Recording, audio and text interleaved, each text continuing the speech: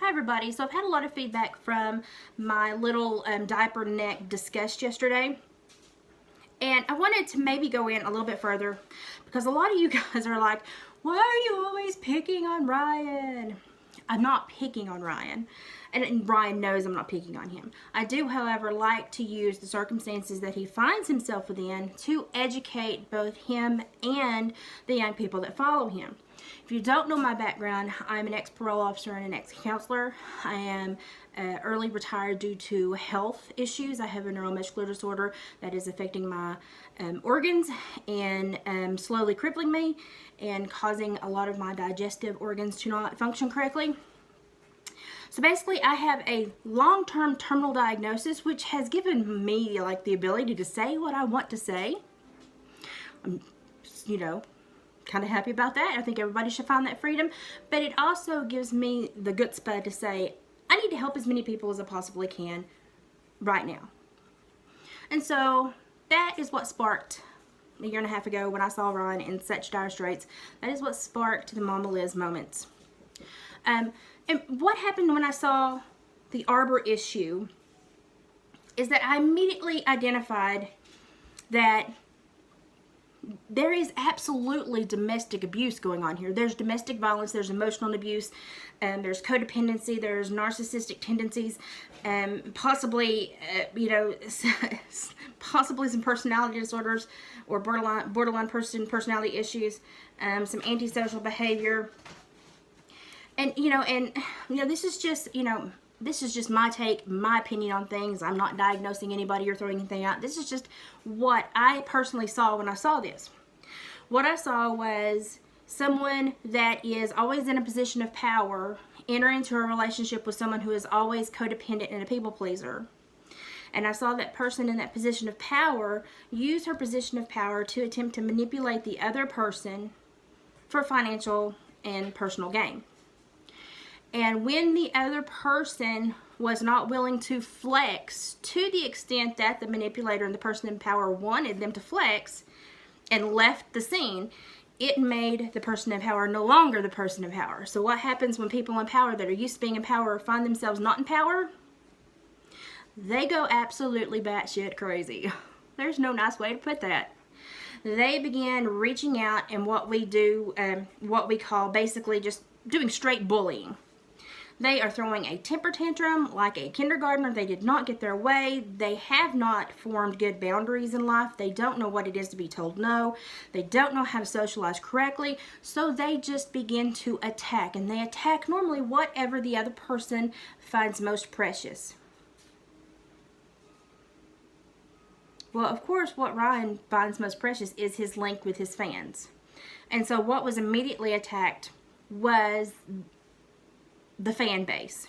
They were attempted to make believe that this story happened, that he was not the person that he says he is, and that they should support the other person and not Ryan. When that didn't fully work, then Ryan's fans became also the intimidators, the aggressors. And that at that point, that person in power knew that they were no longer in power and that the bullying tactic was not working and that the fan base was too strong, it was not going to sway.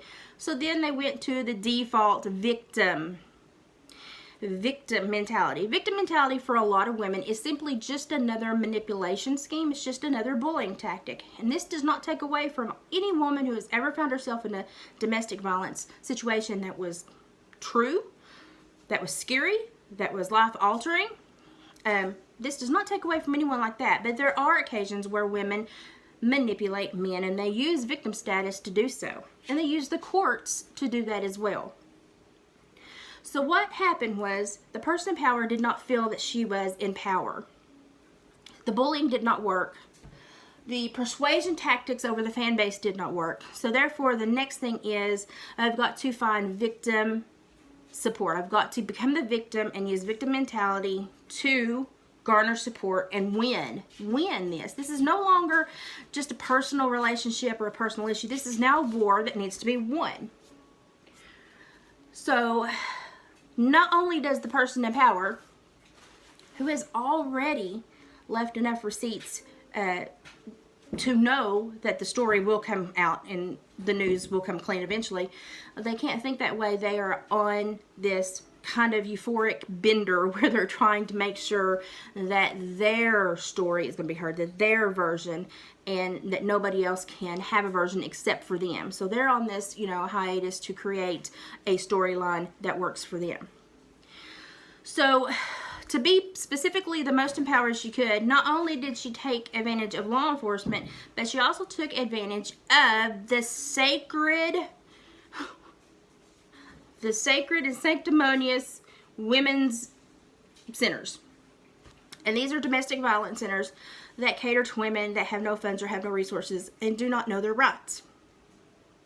I found that very audacious because not only does she have private security, but she's also a very well-known personality and a very prominent personality for being very outspoken. And therefore, I thought she would have known how to have taken advantage of the court system appropriately without needing to go into a domestic violence, especially because the domestic violence I was seeing was emotional manipulation on her behalf. And that's just my opinion, but that's how I saw it. When you see someone remove themselves from the equation and then not want to enter back in, and someone else lord the situation over them and try to dangle them back in, then you kind of see who thinks they're in power. So it was kind of an easy situation to read. But now we have someone that's garnering victim mentality. And now the bullying starts again, because now she's garnered victim mentality. She's got people that feel sorry for her. She's got people that are doing press runs for her that aren't even part of her team.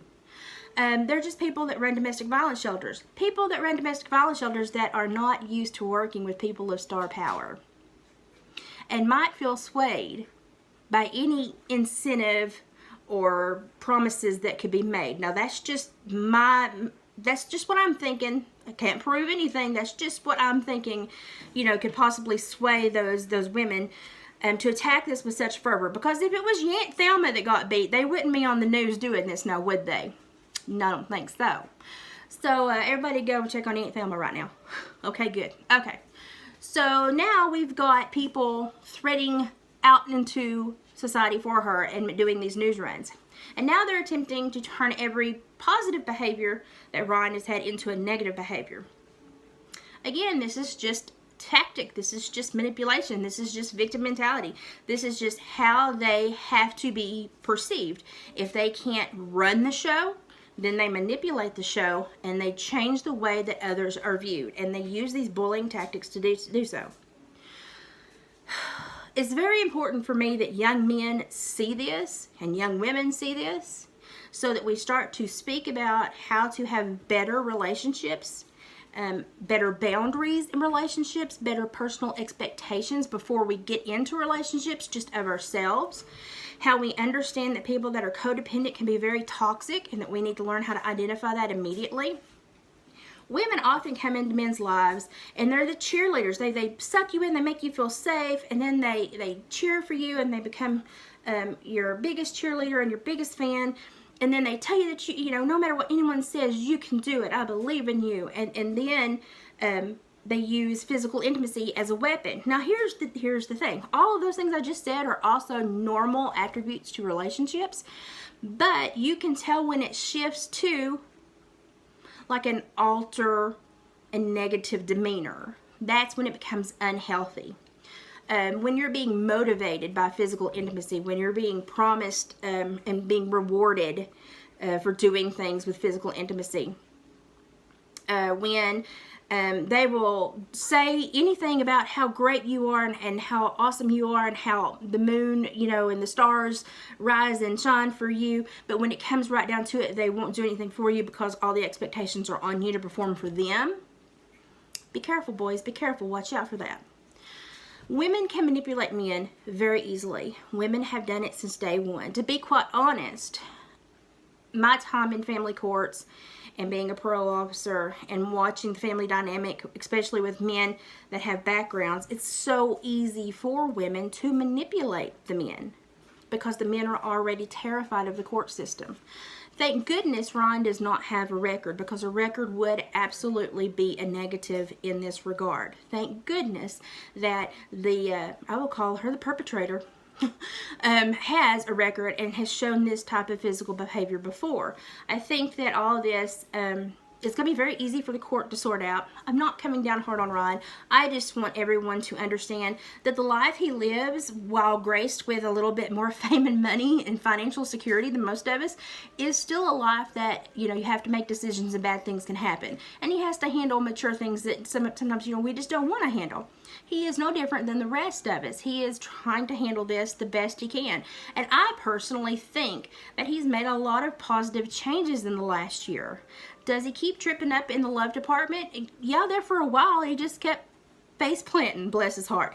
But I think he's learning a lot. The people that harm you the most, listen people, the people that harm you and hurt you the most are also your biggest teachers. So when you find somebody that is really testing you, just look at them and be like, all right, you're my coach for the next 3 months. You're gonna coach me on how to be better for myself. And be aware of what they're doing and their tactics, and make sure that you are thinking about yourself before you're thinking about someone else. Thinking about how your behavior will impact you and not them. Thinking about, hey, that is kind of ludicrous to ask me to do that for you but not offer the same for me. Or thinking about, hey, why am I always on the spot for you but no one's on the spot for me? Or why are you manipulating me because, I always want to be happy and I want us to be happy at home. Why are you manipulating me with anger or threatening anger, so that I'll do this or I'll change this or I'll, Women manipulate men so easily. It is something that we don't talk about enough. I know there's a lot of women that have taken this whole Me Too movement and all this, to the bank, but you can also see how much has been misused. And we need to have very honest discussions about this, because not many honest discussions are being had. Women are powerful entities. They have minds. They have brains. They have incentive. They have motivation. They have intent. And they have the desire to have power. And it doesn't matter if you've got indoor or outdoor plumbing. If you have all of those things, you can wreak havoc upon others. And you do it most of the time knowingly. So if you have any of these toxic traits, go talk to somebody. Ask your friends, do I do things that make you feel like I demean you, or that are repetitively asking you to cater to me? Do I need to change things? Or ask your friends, am I a pushover? Do I just automatically cater to other people and just try to people please? Look for balance. Ask your friends will be honest if you ask the right friends. Friends will be honest. And for Ryan, I'm not picking on you, son. I'm so proud of you. I'm so proud of you because I think you're in a stable place now, and I think you've learned from everything that happened. And I know that this is so degrading, but be aware that the fan base, and I'm sure most of the world now, thanks to Candace Owens, understands that this is a manipulation scenario. And it's one that the world is going to learn from. Not just Cheatham County, not just Tennessee, not just the Creek Squad. The world is going to learn from this. And this could change a lot of things for young women and young men growing up and getting into relationships right now.